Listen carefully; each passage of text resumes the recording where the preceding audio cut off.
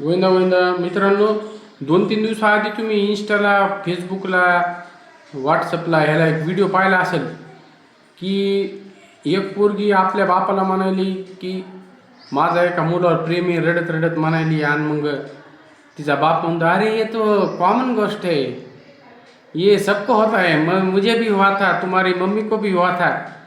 म्हणजे मला ह्याचं सोंगच कळलं नाही या लोकांचं.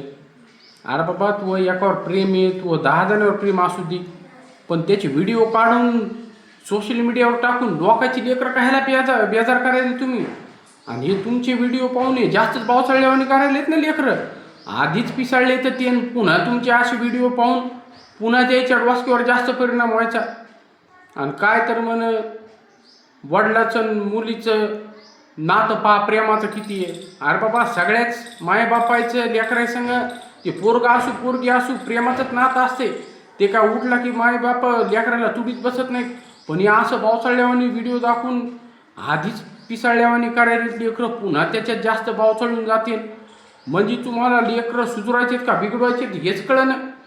तुमचं प्रेम असू द्या बाबा, आम्हाला काही अडचण नाही त्याची, पण तुमचं प्रेम असं दाखवून दुसऱ्याचे मायबाप विलन ठरू नका ना तुम्ही. म्हणजे तुमचं प्रेम म्हणजे प्रेम झालं व्यक्त करायचं, आणि दुसऱ्याच्या मायबापानं जरासं बोललं की ती त्या सैराटमधल्या भावासारखा आणि तिच्या बापासारखा विलन व्हायचा बाप. म्हणजे एखादा म्हणायचं, आता हे तुमचा व्हिडिओ आला, पुन्हा अजून कुणी एखादं जाऊन पेताड जायचं, बापाजवळ मुंडके टेकून म्हणायचं, बापा मी आज दारूच पेली. मग बाप म्हणायचं, अरे त्याच्यात काय, ही तर कॉमन गोष्ट आहे, मी बी पेत होतो तुझ्या एवढा असताना, अजून बी पेतो. मग तो काय वेगळं थोडंच केलं. म्हणजे व्यक्त कशाबद्दल होत हे बी तुम्हाला कळलं बाबा. व्यक्त त्याचं काय नाही, पण असं सोशल मीडिया टाकून लोकांची लेकरं नका ना बिघडू तुम्ही घेण्यात देण्याचे. आणि आता कसं झालेलं आहे माहिती आहे का, हे सोशल मीडियावरचं पिक्चरमधलं पाहून लोक कुठे जास्तच भाव चढले तर, आणि असं पाहून जास्त भाव चढते. तुमचं प्रेम व्यक्त करा घरात अंधारात, हे करा बाबा, तुमचं 3 जणांसंग लग्न करा, आमचं काही म्हणणं नाही, पण आमची लेकरं बिघडू नका एवढंच आम्हाला सांगायचं. जय हिंद, जय महाराष्ट्र.